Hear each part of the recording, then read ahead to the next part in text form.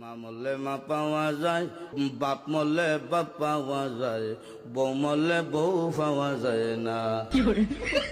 এক মুরব্বী চাচাই কয়, এই বেদব তোর মা বাপ মরার পরে ফাইলে কেমনে আর বউ ফাইলে না কেমনে, এটা বুঝাই দে, তোর গানোর ব্যাখ্যাটা দে।